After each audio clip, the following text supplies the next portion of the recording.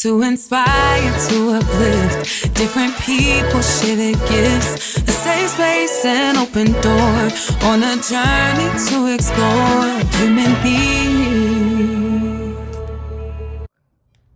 Gary Jones, LCSW, has been supporting and providing services to individuals, groups, and families who experience anxiety, depression, and trauma.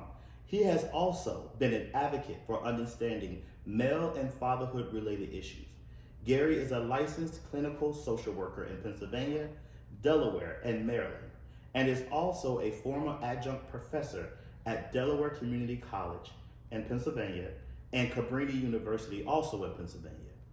A graduate of Temple University, Gary has utilized therapy, clinical supervision, trainings, workshops, and collaborative efforts with others to educate and to eradicate the stigma attached to mental health treatment, especially in Black and Brown communities.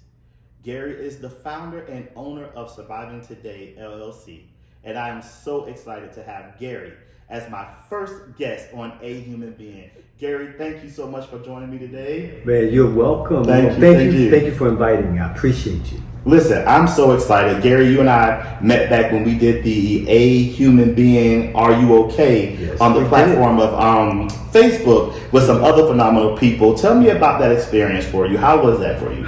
Well, to be honest, man, it was phenomenal. First of all, being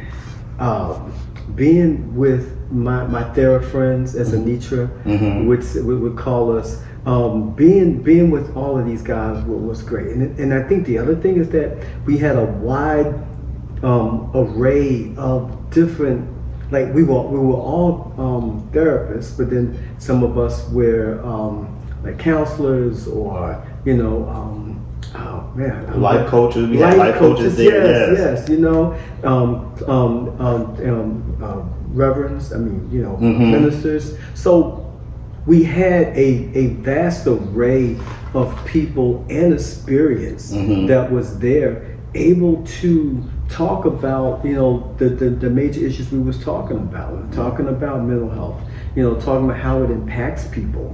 So having everyone there and being able to come from so many different directions, I think we all learned a lot. Absolutely. And it was a great experience. Yeah, it was such a great experience for me as well to be able to moderate something like that. It just really fell on my heart. I'm really passionate about mental health and the well-being of others. So I thought of this idea just to do a check-in to ask people, are you okay? And that's simply what this platform will be about too. It's just checking in with people and making sure that people are okay, mentally, physically, spiritually, and just having people like you that are joining me to talk about these important things. I'm just so grateful. So again, thank you so much for joining me today. Dwayne, thank you again for inviting me. Once again, checking in is one of the things that we need to do, and we don't do it often enough. I think that sometimes we feel that we are, but we don't.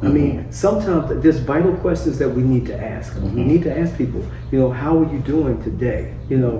What's going on with you today?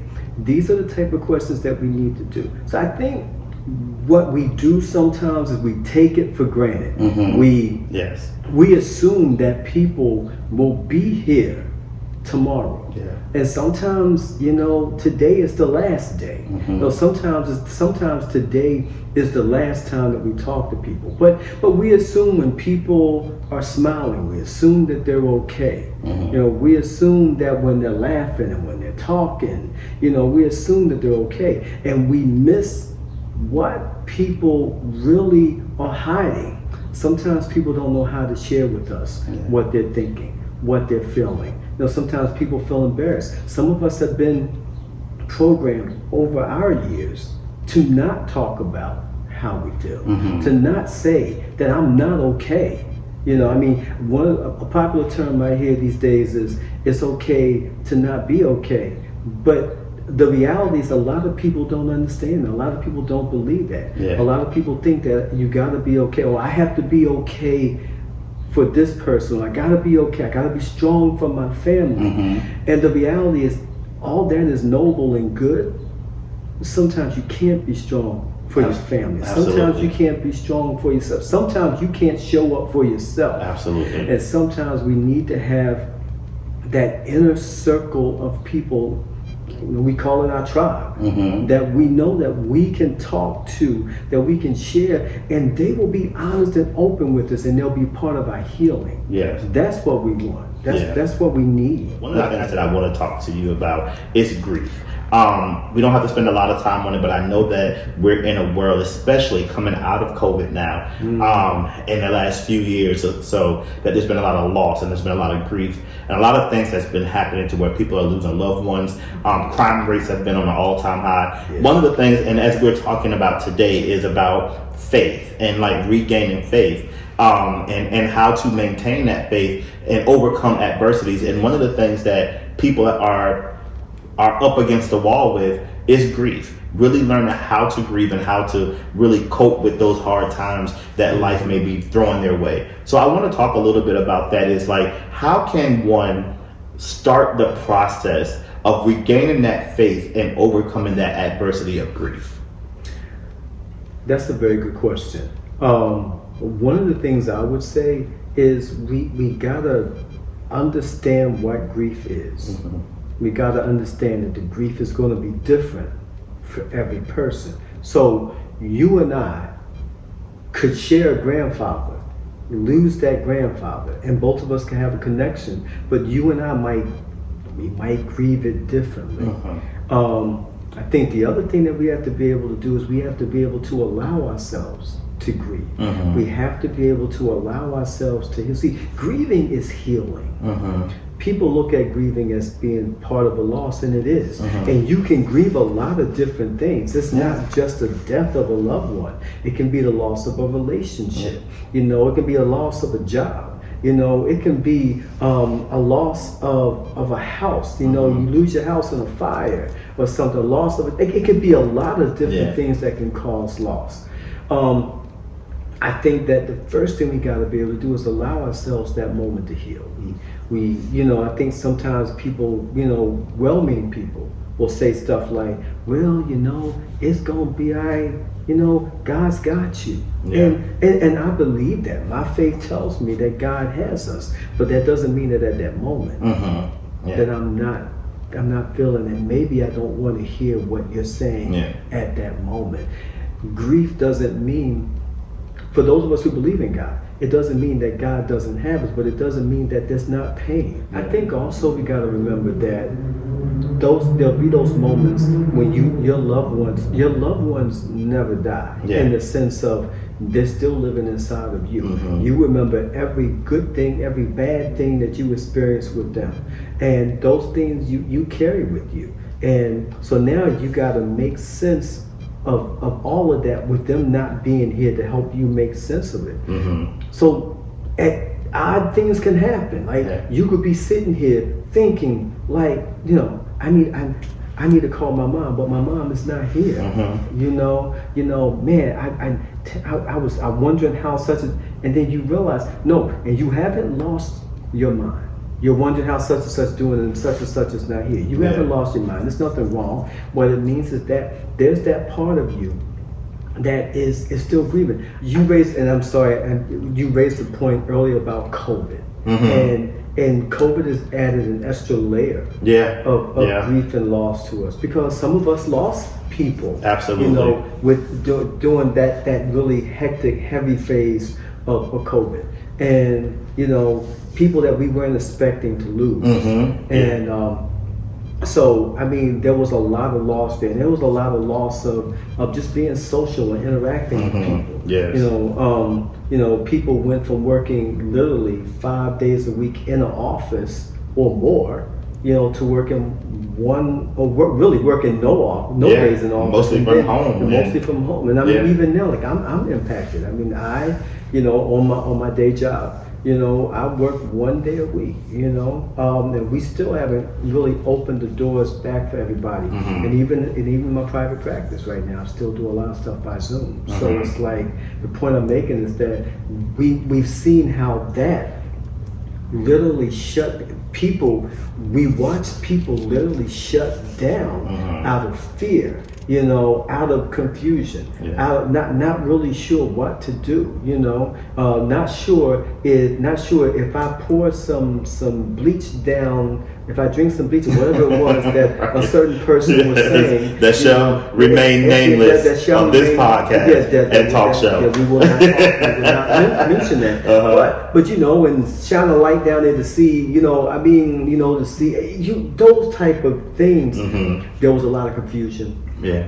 There was just a lot of stuff going on. And so now I think what we're finding is that people are now finally starting to come back out, and even then still people are afraid. And you have to understand the fear. You got to understand the anxiety. I can't tell another person that you shouldn't be afraid or that you shouldn't wear a mask or whatever. If that's your level of comfort when you come outside and you're interacting with people, then that needs to be what you need to do. If that's what it takes for you to get back out, then let it be. But COVID has changed a lot of it totally did.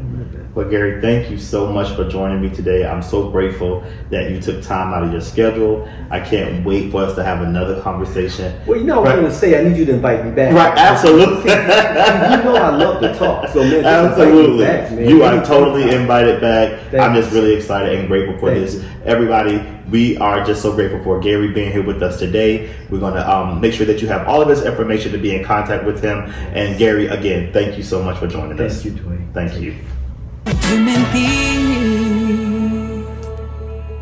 I am so excited to have with me tonight interior decorator extraordinaire Brandy Lee, live with me from Atlanta, Georgia, who is joining us to talk about her life, interior decorating, to give some tips, some inspiration. Brandy, thank you so much for joining me tonight. Thank you, thank you, thank you. Oh, hi, Dwayne. Thank you so much for having me first. I mean, you're such a wonderful soul. And ever since I've met you almost 10 years ago, it might be a little over 10 at this point, through our mutual friend, Sophia. I love her. Been friends with her for almost 20 years. Shout out to Sophia. But you've always been a doll since I met you. So thank you for letting me come on your platform to have a conversation. Thank you so much. So tonight, listen, everybody that's watching, like again, I said, I'm so excited to have Brandy. And we are talking about a variety of things tonight, but the show's focus has been really about passion and purpose and things that we're most passionate about. So Brandy, I want to take this moment so that you can introduce yourself and just tell the viewers a little bit about yourself. Okay, thank you. All right, guys. So my name is Brandy Lee. I'm originally from Pittsburgh, Pennsylvania, born and raised, go Steelers. And I went to Penn State for undergrad. Well, I went to Penn State for my undergrad and got my bachelor's in corporate communications. And I have a dual master's in organizational leadership from Robert Morris University. I live in Atlanta, Georgia now. I've been down here. It just turned 9 years last week. So I cannot believe. Congratulations. Thank you. I still can't believe. Dwayne, I still feel like a visitor, because when you've been in one place your whole life, 9 years goes just like that, believe it or not. So I'm not a Georgia Peach just yet, but I think I got one more year to get to Georgia Peach. But yeah, that's my introduction. No children. I am divorced. And I am currently in a new relationship. I love that. And what's so funny is that you smile so big when you just said, I'm currently in a new relationship. Well, tell us whatever you're comfortable telling us about your new relationship. Oh, well, thank you. My new relationship, he is a great guy, first off. We're both divorced. I've been divorced. I was married for almost 13, together almost 13 years and married almost 7. But unfortunately, that came to an end some years ago. And through that, I had to heal and do the work, as they say, and not just the work in the marriage, but even outside from the divorce. And this is not to discredit my ex-husband or anything. There were some choices he made that broke my soul in half. Really, it truly was. But to give grace, with God's grace, I forgave and I moved on, me and my heart. And, when you get married, I don't think no one gets married to get divorced. You know, and just to, you know, I have to take some responsibility. There's some things I probably could have done a little bit different too. And I take some of that, but I just didn't deserve how it went about. And it's not to knock him under the bus or anything, because he actually really was a good guy, and really is still a good guy, to be honest with you now. And I'm speaking from a healed place. The child was more like he was a monster some years ago. You know, anybody that know when you get your heart broke, ain't no, you know, that's the healing part of you talking. You know? But some years ago, he asked for forgiveness, and back in 2019, and we had a good talk for almost 5 hours, and we talked throughout the month. I had a lot of questions. He had answers. And, you know, I will tell anybody, if you get married, it's not going to always be happy. It's not for the faint of heart. Marriage is work before it, in it, and even after you say I do. The work really start after the wedding. And so my healing really started when I was really ready. I thought I was healed at one point, but I wasn't. There were some triggering things. But I say all this to say is that I'm in a better space. Me and my ex-husband were cordial. Haven't seen him in years, but we are cordial. We forgave each other. And, I wish him all the best at this point now. And with God's grace, I've went through some dates, and dating out here is real unhinged. And, and dating, it's one thing being single, but it's one thing being single again, because I was with my ex for a long time. So dating was different then. So went through some dates, wasn't, some was okay, some were not. And maybe the timing for some of them.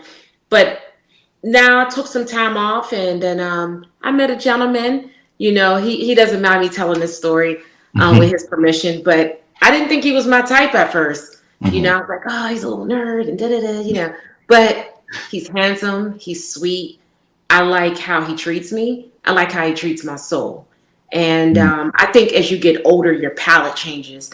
And, I'm 44. So as you get older, you start looking at things a little different than you did back 10 years ago. Because at this point, between the ages 35, Dwayne, and up, you're dating with, everybody's coming with a story, luggage, past, children, past marriages, divorces, everything. So it's just up to you what you're willing to deal with, and what's the capacity and the value it holds in your life at that time.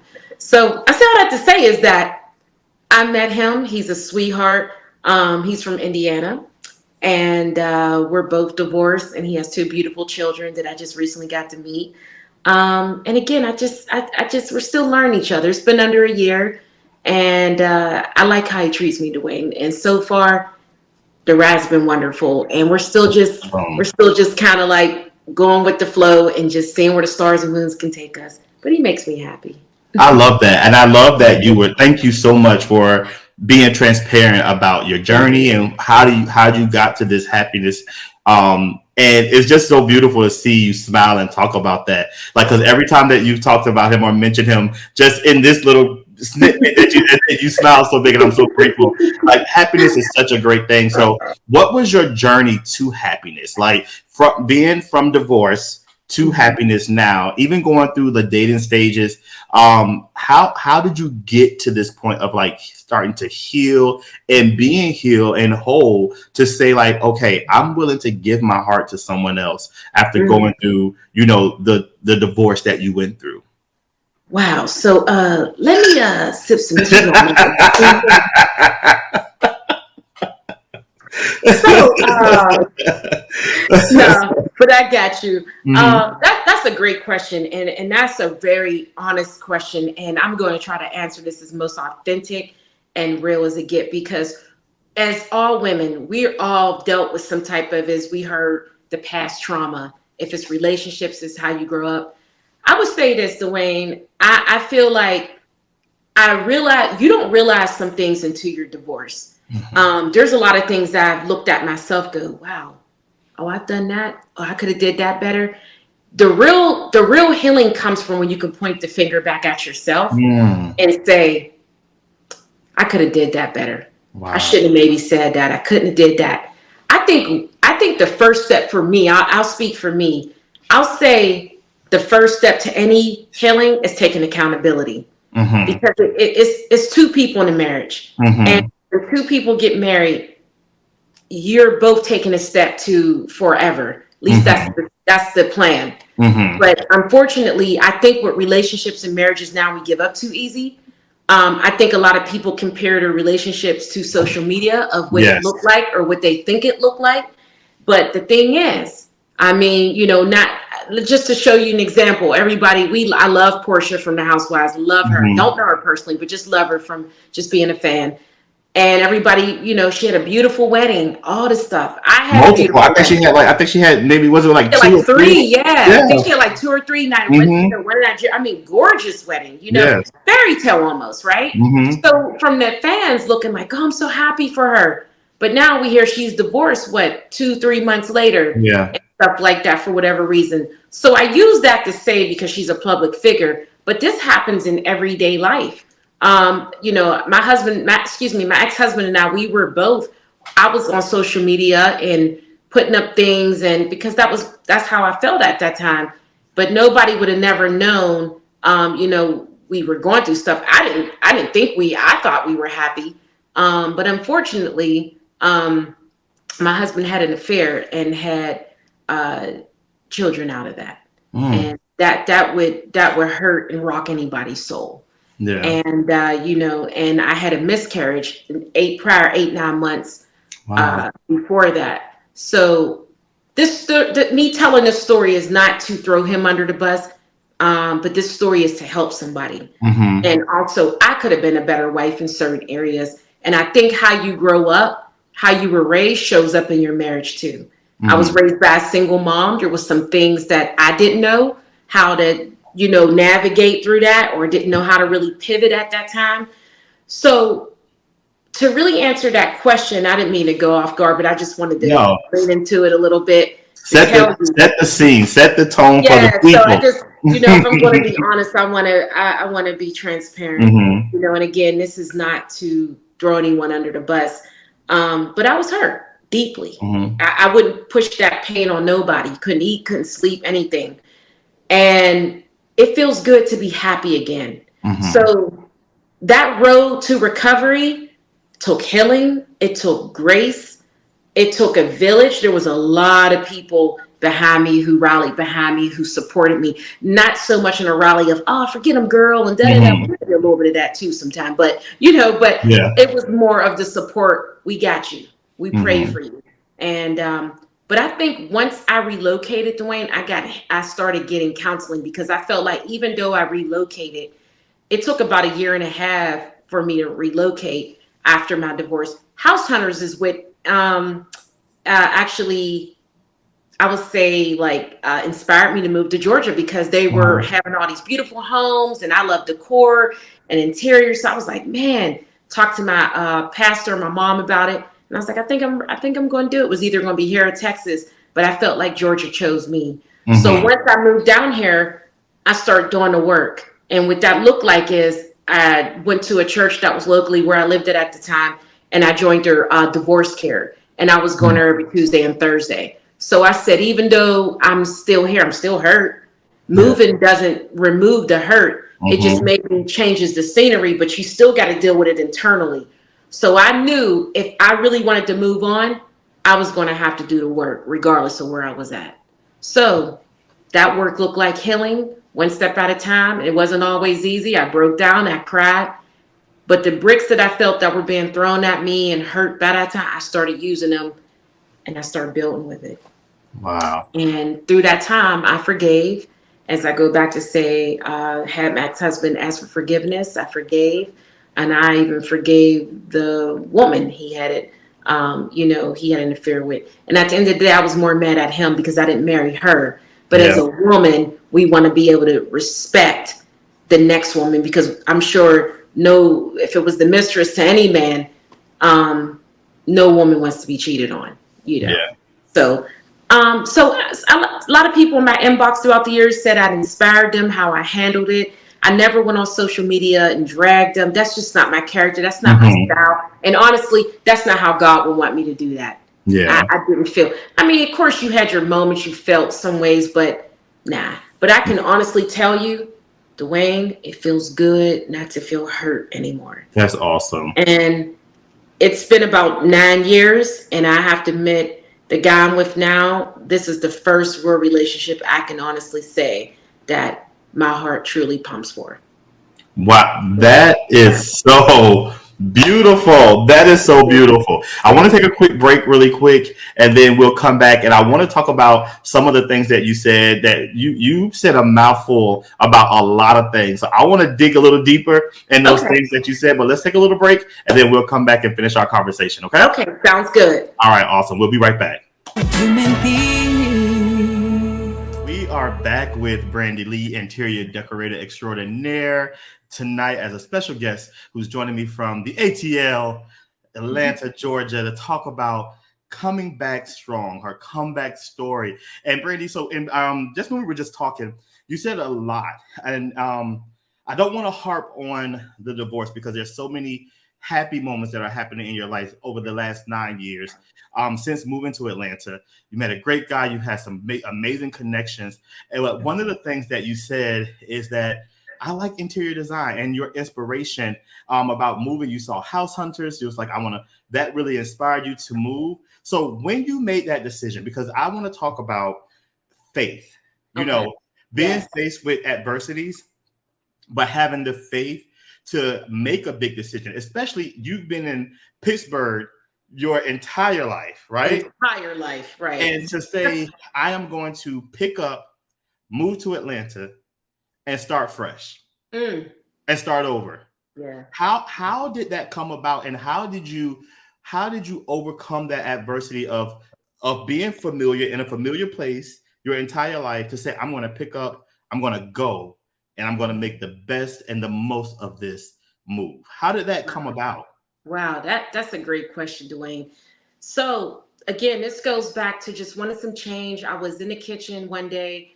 Honestly, let me just first probably back up and say this. Never in my life thought I moved to Atlanta. It seemed like everybody and their mom was moving to Atlanta. Right. Everybody. And I was like, I'm not moving. I remember saying this years ago, even when I was still in my marriage, I was like, I wouldn't move to Atlanta. Everybody's moving there. Honestly, I really thought, maybe New York. But I think when you go through devastation, it brings revelation. And I definitely do. I definitely believe devastation brings revelation. So with that revelation, again, this goes back to House Hunters. I was just in the kitchen one day, and I actually just was seeing House Hunters come on. It was a marathon. That was one of my favorite shows. And it just kept coming on. And I was like, where is all these beautiful homes? So it finally caught the, edit part, and I looked in the info and it said Georgia. And I was like, oh, wow. So I was just like, and then my best friend had moved to Atlanta probably, I think maybe 2 years prior to that. And I went down there to go see her for a wedding and to go visit. And I liked it, but still didn't think I moved down there. But then later on, I don't know, just something changed. And I looked into Texas and Atlanta, and I felt like Georgia chose me. And it was scary. And I talked with my pastor and my mom. And I will say, people were like, well, Brandy, you never know. I was like, I'm so scared. I was scared, but excited at the same time. So stayed with a friend for about 4 months. I was scared. And guess what, Dwayne? Believe it or not, I'm still scared. I do it scared. I get it, yes. I'm doing it scared. It's just, I know how to navigate it. I can't believe it's been, God willing, 9 years, and I'm still feeling like a visitor, but it also feels like home. When I first got down here, I was going home all the time just to visit. Over the years, you like, okay, now you got your own life going on. Yes. So I've had some good people in my life that I met here, and just connected me with other things. And then I went back home for graduation in 2016 for my first master's. And then I went back in 2022 for my second master's. I flew back home for graduation. And honestly, I'm grateful for that move. The move has shaped me. It's it pulled some things out of me I didn't even know I had. And you know, and then I had got my job for Hewlett Packard. I was working in corporate communications. I got laid off. Everybody always said, "Oh, Brandy, your designs always look nice at your house," you know. And then I was helping a friend out here, and I was like, you know what? We're in a pandemic. I got laid off. I was like, let me just put some before and afters up. This is when social media was really like far as with the whole reels and everything starting to get it. I put that up, Dwayne, that before and after, and no bull mess. I'm not even exaggerating to you. It kind of took off from there. And when I say took off from there, meaning like, oh, Brady, this is nice. And then I was helping a few people out for free. And I was like, wait a minute, this is starting to make some movement. I was like, I don't know if I can do this for free anymore. This is a lot of time. So then I'll say I did a lot of projects for free. And after a while, Dwayne, I started realizing, wait a minute, I might be on to something. So I started looking into it, got with some people who knew how to do domains and business stuff. And I turned it into a business. And slowly but surely, social media has helped me climb. But I've had a lot of people, Dwayne, tell me, not only I like your design, Brandy, what really drew me to you is that your personality. I have 2 master's degrees. Nobody really asked me about those. I feel like my personality and my character has opened up way more doors for me than anything else. So, but yeah, and it kind of grew from there. And I'm still learning the business side of it, still growing. I still work in my corporate job. I just got offered a new position. And a lot of people think I do design full time. I don't. But if God see other down the road, maybe. But right now, the entrepreneur life ain't for the weak. Okay, listen, it is not. It's not for the weak. It's not for the weak. And honestly, I don't think I'm ready for that just yet. I get that. Yes. But shout out to the people that do, because that's a beast all in itself. Yeah. And I really commend people who just be like, you know what? I walked away from my 9 to 5, and I'm going after my dream. Yeah. And I'm like, go for it. I'm not there yet, but you go for it. But it's been a journey so far. Listen, we cannot talk about interior decorating without talking about the beautiful background that you're in. We cannot talk about interior decorating. So can you give the people like a little view of what we got going on? This is your lovely home that you're in tonight. We're both at home tonight. So we, as I said, we're talking with Brandy Lee, interior decorator in Atlanta, Georgia tonight, who is joining me on this talk show to talk about all things life and inspiration, empowerment, and all of those things. So Brandy, interior decorator, we see your lovely home. Thank you. Tell us a little bit about it and what inspired this beautifulness. Oh, well, thank you so much for that introduction. I just want to first say, guys, this was not planned. I got some footies on, some big joggers on. So it was supposed to be from camera down, but I got you. But I just want to introduce you guys. This is my living room right here, as you can see a little bit. I changed out the light from the builder grade and did some nice little centerpieces for the table. I'm really a minimalist, and I love a good ambiance of a background. I have some, I'm not sure if you guys can see this, but I have some lighting with the pre-kit candles, fireplace, and everything. I'm about to change this whole thing and put it here in the bookcase and my couch. This is definitely the living room that you look and keep going. Right. And don't stare too hard, because you may want to sit down, but no sitting. It's like no sitting. No, but I definitely entertain when friends come over and we come in here to have tea, wine, good conversation, and and my boyfriend sometimes will come down here and just relax and just read and everything. But we probably need to do a little bit more, because honey, I don't be wanting to mess it up. Dwayne, my friends be like, your house look like there's no existence. That's the way I like it. And I love that.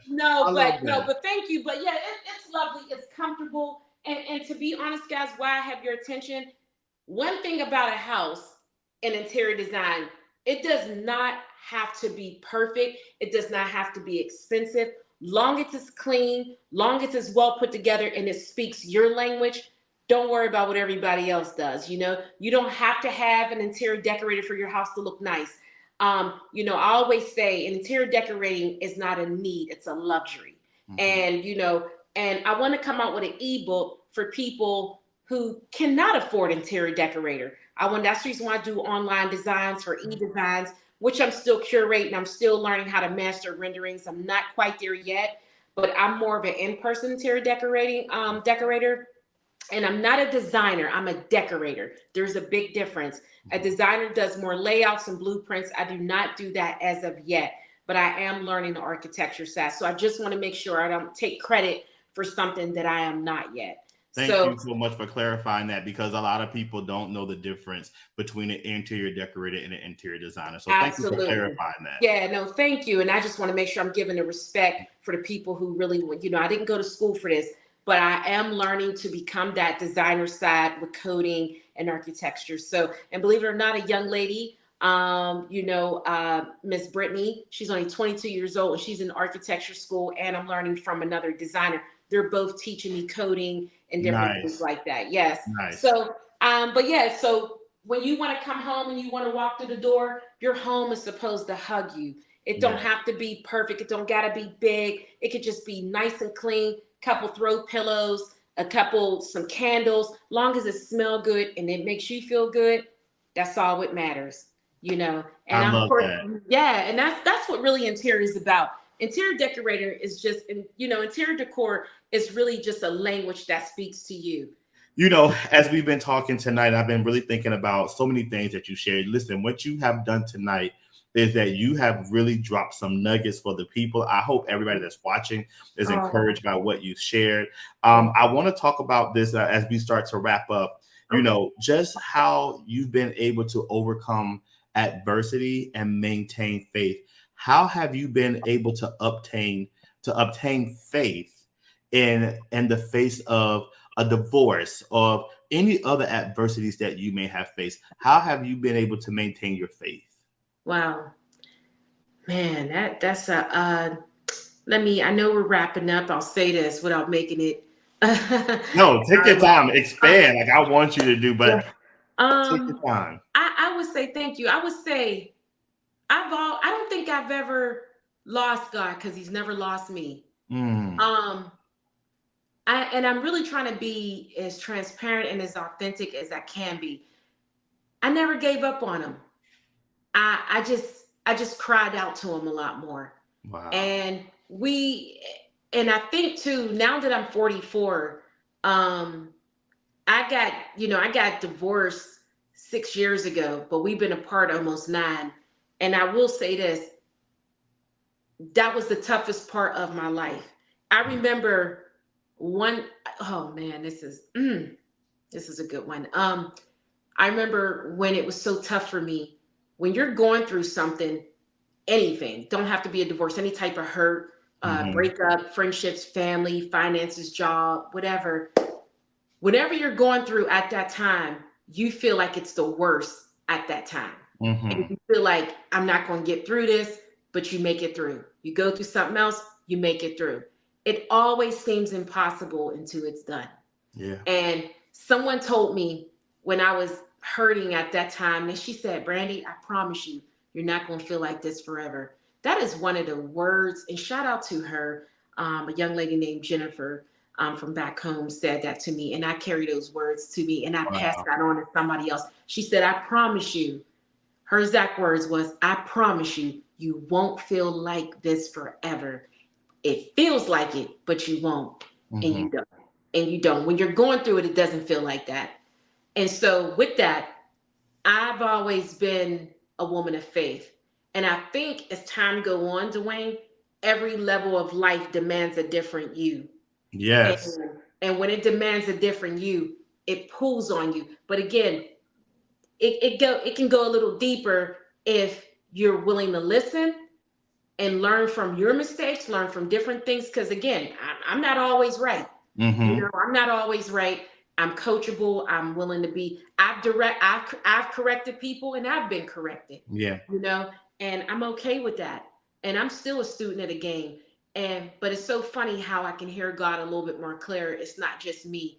So when I moved to Atlanta, I found a church home, and I ended up moving a little further out. So now I'm rejoined with my new church, Eagles Nest, and I love that church. And not only I think it's not churchy. They teach about finances, everything, relationships, everything, and I love it.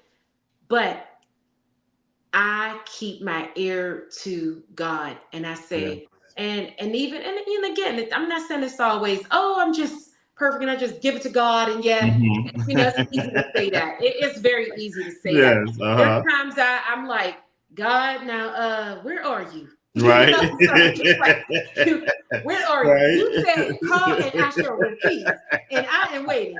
And and it just wasn't his timing at that time for whatever I was asking for.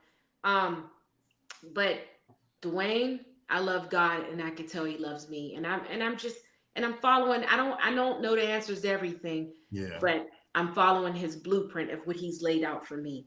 And I try to be an inspiration to people. I love the messages that I get, just different things. And again, I'm not acting like I'm some public figure or anything like that. But you are. Oh, there's only one of us that have been on a national cable network with their work feature. You are a public figure. Receive that. Man, I take that, but thank you. Okay. Your lips to God's ears. Okay. Right. Even call me. Okay. I'm speaking it all into existence. Right. But for the most part, God, thank you, Jesus. Thank you, Jesus.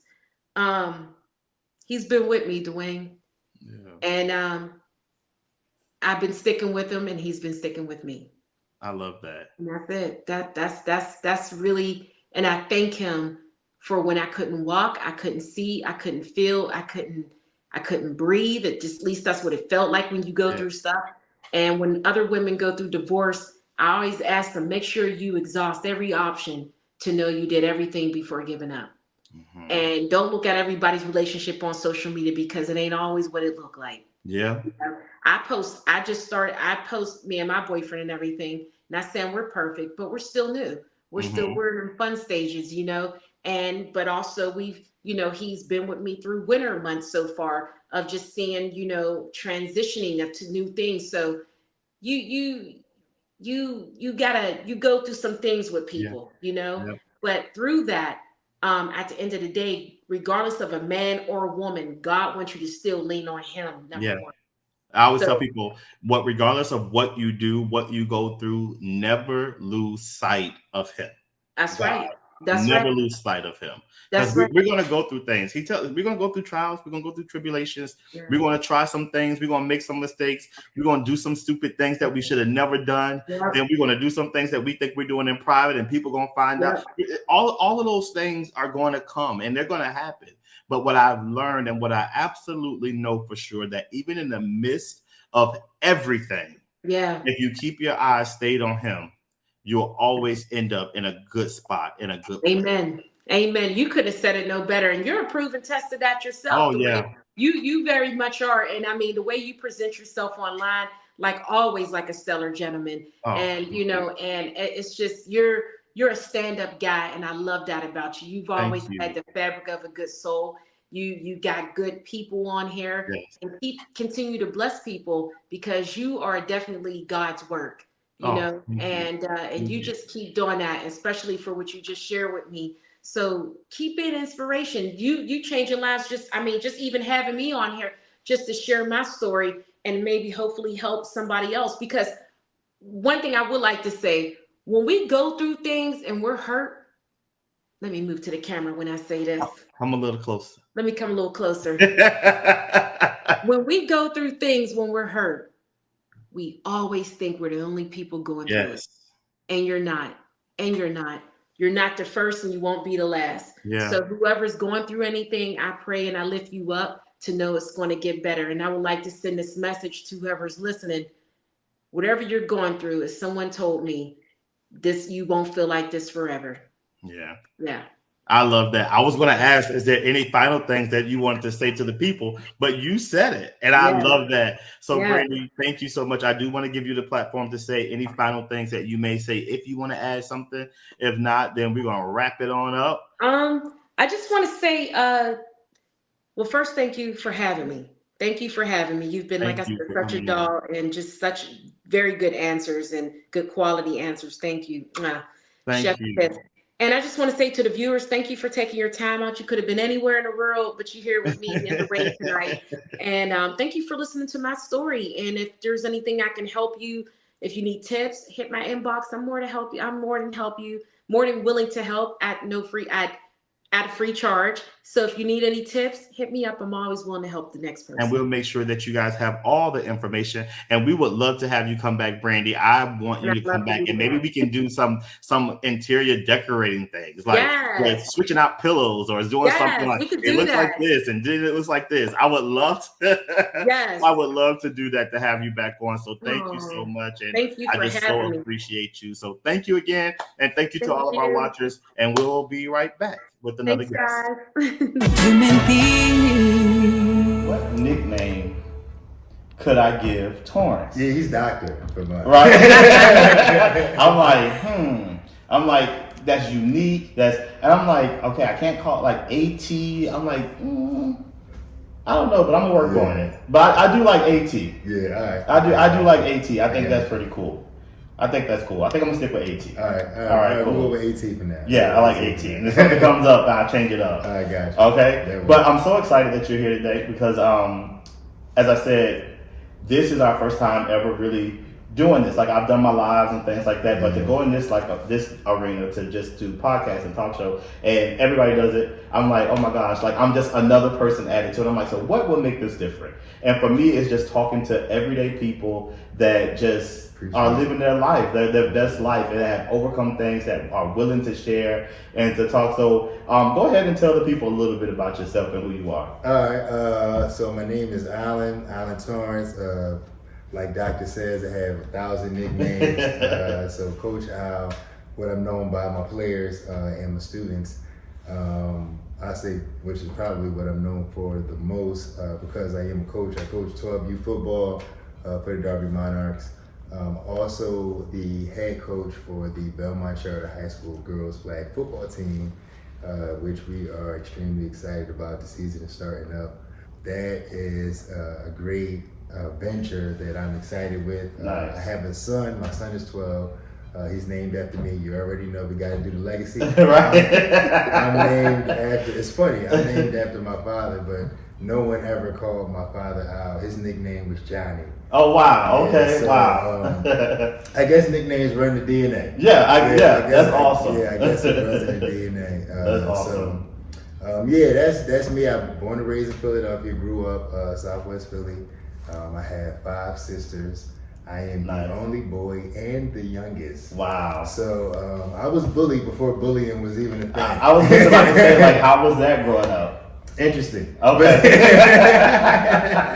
I can imagine. No, but it was good. It was good. It was good because I always feel as though like I had multiple moms. So like my one sister, we're 5 years apart. My sister Quilla. Okay. I always call her my second mom. Okay. Because she always, makes sure, like she does the double check. Like, you got this, you got that. Where you at? You on time? That's nice. That's nice. And it's good. And I have 1,000 nieces and nephews. Okay, nice. Yeah, nice. So one of the things that you talked about earlier, first, condolences to you for your father. I was around when it happened. Of course. Thank you for the text messages. No problem. And the check-ins. We talked earlier today with someone about grief and things like that. I want to ask you this. What has been your process of dealing with grief? You said it's just been like a month now. Yeah. What has been your process? I'm just taking it day at a time, taking it step by step, moment by moment. I'm trying to find healthier ways to grieve. So it's funny, last Wednesday, my son plays basketball. He's an athletic kid. So he plays basketball for his middle school. And his middle school just had like an end of the season hurrah. They brought all the kids in, they gave them pizza and let them play a few games, stuff like that. So, I used to play basketball when I was in high school. I never played for Roman Catholic, but I played ball. Okay. I played for different rec leagues around the city and stuff. So while they in there shooting around, I'm shooting around. I got the basketball, I'm shooting. And one of the parents come by and he was like, yeah, I saw you shooting around. We play ball here on Wednesdays, 9 o'clock. And I was like, yo, that is love, because I was looking for a place to get, to go get a run. I'm really trying to start playing ball again, because that was like a stress reliever. Like just going out there, playing, working up a quick sweat, exercise, like, and I enjoy it. So that has been like, my process, taking it day by day. We have a family group chat. So I got it with my sisters and my cousins and my nieces, and we always go in there and we check in, see how everyone's doing. We try to do family link ups, like game nights and movie nights. And it's funny because that's the funny thing about grief. You're sad that it happened, but in some cases it can bring you closer. Yeah, absolutely. And people start to make more of a concerted effort to be there, versus oh yeah, you know what, I just catch up with you next time. It's more of a you know what, we're gonna do this day, all right, this day work. Because we want everybody there. So it's been a process, but it's good. I have my days, good days, bad days. But in any event, I'm still here. I'm still alive. And that's something to be thankful and grateful for, because it's people that didn't wake up, they had plans. Yeah, absolutely. You know what I mean? Went to bed with plans, woke up, there was another plan. So that's good. So what advice would you give somebody that is dealing with grief? I know that yours is very recent, but and some of the things that you share, but what advice would you give someone that is dealing with grief? I would say communicate, talk. I don't want to call it a stigma, but we have a thing in our community where we don't really like to talk. Like I know black women, they talk all day. No shade. Stay off the comments. But they don't have an issue communicating, expressing how they feel, if they like or dislike something. Whereas when it comes to black men, young black men, just black men in general, we kind of suppress how we feel because we may not want someone to think that we may be weak or we may be small. We worry about more of the perspective versus the healing. I think this is just my opinion. So I feel like the communication part, just being able to accept that you may not be okay today. And that's all right. You know what I mean? But communicate those feelings, communicate how you feel, and if you do feel away. And I think that's really like the first step. And then finding different ways to grieve. I also feel like in our community, we are so like we're pushed to either like smoking or drinking or just doing something. Like drinking is a depressant. You know what I mean? So if you are feeling depressed, it's only going to spiral into something deeper. So just, I'm not saying that therapy, therapy is a very good option, but you gotta have money to do therapy. But also just trying to find ways where you can grieve and it not, make you feel worse after the fact. Absolutely. What I mean? And then having people that you can talk and, like you said, trust and confide in, where you can say certain things and you don't have to worry about hearing it from somebody else. Absolutely. Any final thoughts or any final things that you would like to share to the viewers and the listeners? First and foremost, I just want to thank Doctor for having me on here. You reached out to me months ago, like, yo, getting back into it. I'm doing this podcast. I want you to come on. And I knew it was going to be. I'm like, man, we go here and talk for hours. Right. I'm like, man, he got a plan. So yes, I definitely want to thank you for the invitation. This was love. I definitely got to do it again. And also, congratulations on this new venture, this new baby of yours. Thank you. I love it. I'm excited to see other guests. I'm excited. And you definitely have to come back on. Oh, no. You definitely have to come back. Well, I got the invite, so I'm back. To inspire, to uplift, different people share their gifts. A safe space and open door on a journey to explore human beings.